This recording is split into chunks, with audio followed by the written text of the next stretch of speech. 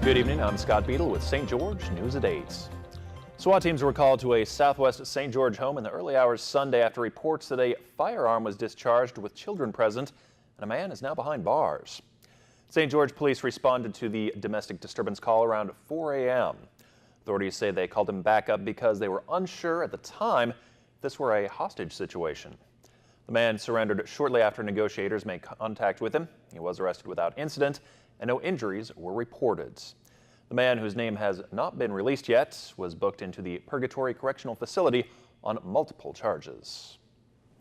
The families of Kurt and Melissa Cochran held a press conference in London this morning to talk about the loss of their loved one. Molly Hunter has the story.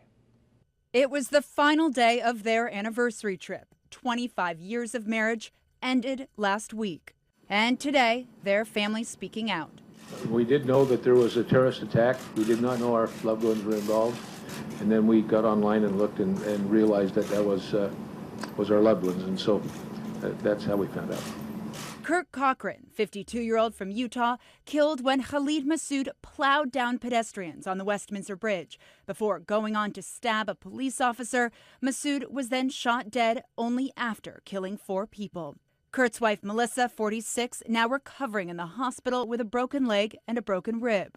She's recovering very well, and we're just so pleased with the progress that she has made in this last few days.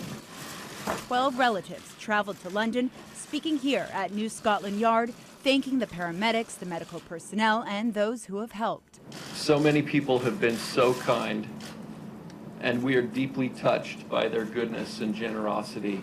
The couple was visiting Melissa's parents, who are serving as missionaries in the London Church of Jesus Christ of Latter-day Saints. They said they'll travel back to the U.S. with their daughter when she's recovered.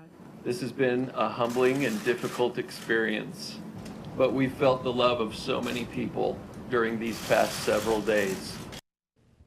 This was Kurt's first trip overseas. The family said the couple had been loving their experience, looking forward to sharing thousands of photos online.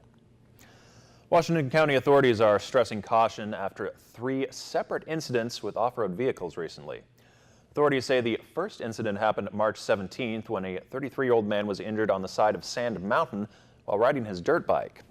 Then last Friday, a 17-year-old boy was injured in a similar area of Sand Mountain when he was thrown from his dirt bike and suffered serious internal injuries. And Saturday evening, a 56-year-old woman was injured in that same area when she was thrown from her ATV.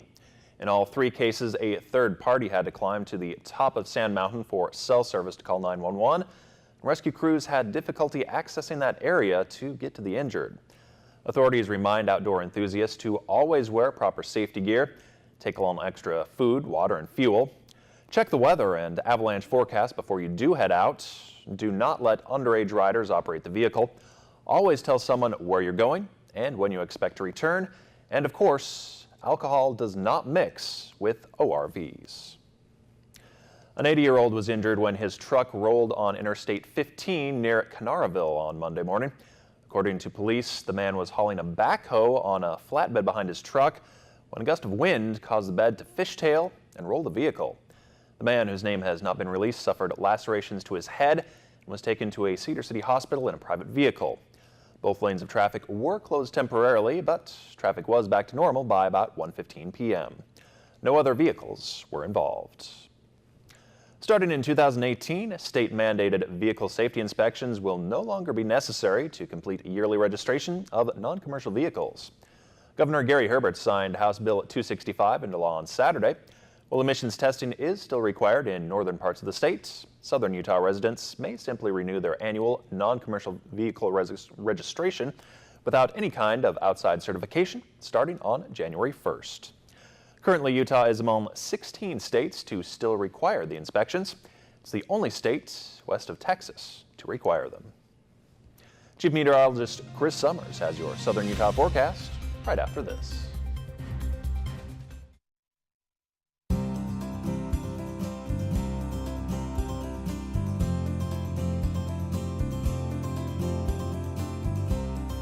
The weather tonight is brought to you by Premier Sleep Solutions. Get the sleep you deserve.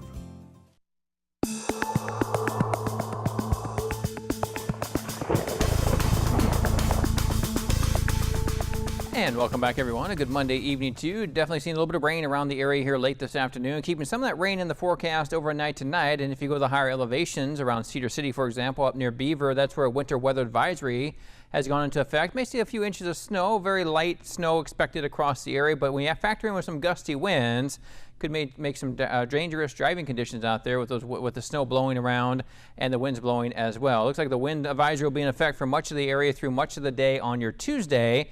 I could see wind gusts as high as 50 miles per hour in some areas. Otherwise, be sunny but pretty mild as we head into your Tuesday afternoon for much of southern Utah. Now, for the rest of the work week, we do see a lot of sunshine out there, as we will see sunshine continue through about Thursday or so, with the warmer conditions too. Temperatures upper 70s to low 80s in most areas, but again, as you get into higher elevations, may see those temperatures in the upper 60s to even mid 60s in most areas. Now, by the end of the work week and into the upcoming weekend, do have a little bit cooler weather moving back in, and could see a few showers back in the forecast too by Friday. Here's a look at our surface map then for your Tuesday. Now, that system around right now is going to take the rain and a little bit of light snow that we're expecting to see here overnight out of the area for much of the day on Tuesday. Again, seeing a little bit of green still in parts of southern Utah, but mainly southeastern parts of Utah. Do see some strong winds with that too. That's why that wind advisory is in effect until about noon on Tuesday, as you could see those gusty winds out there. But also seeing a warming trend in parts of California. As that warming trend gets a little bit closer to our area, we'll see some warmer temperatures, especially by the middle part of our upcoming work week. Before Cedar City on your Tuesday, again, may see a little bit of that freezing rain, a little bit of light snow for early tomorrow morning. Temperatures in the upper 20s as you start out in Cedar City, eventually getting back into the mid 40s though by the afternoon.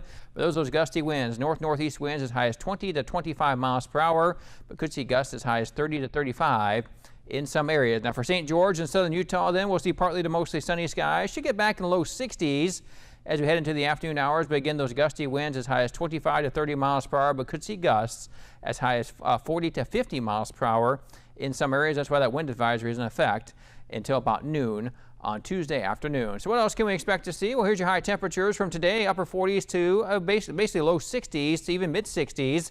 In parts of southern Utah, we saw a high of 68 degrees St. George, only 49 though up in Cedar City, 70 degrees in Mesquite, and 73 degrees the high temperature in Vegas late this afternoon. So overnight tonight, then those temperatures drop back into the 20s. Going to see a little bit of rain. Again, that winter weather advisory in effect for Cedar City. You'll see that low drop down to 24. Everyone else though will stay above freezing. We'll see low 40s to mid 40s for overnight lows across much of southern Utah. Now, as we head into your Tuesday, then we'll get back into the 60s in most areas. Wouldn't be surprised to see 71 for a high in Mesquite, but still only in the upper 40s to mid 40s in Cedar City. Here's your 7-day forecast for Cedar City. Again, 45 degrees on Tuesday. A little bit warmer for Wednesday and Thursday, getting at least into low 60s to mid 60s Thursday afternoon. Another cool down though by Friday, back into the 40s.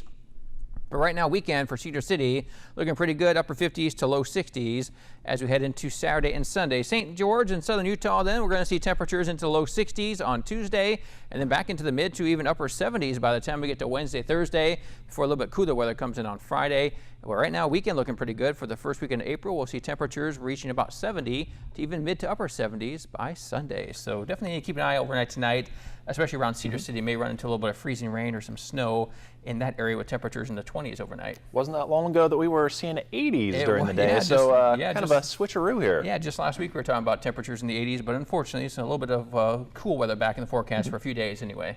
Thanks, Chris. Literary Classic is the motivation behind this next contest. Shout out to the winner. Next on St. George News at 8.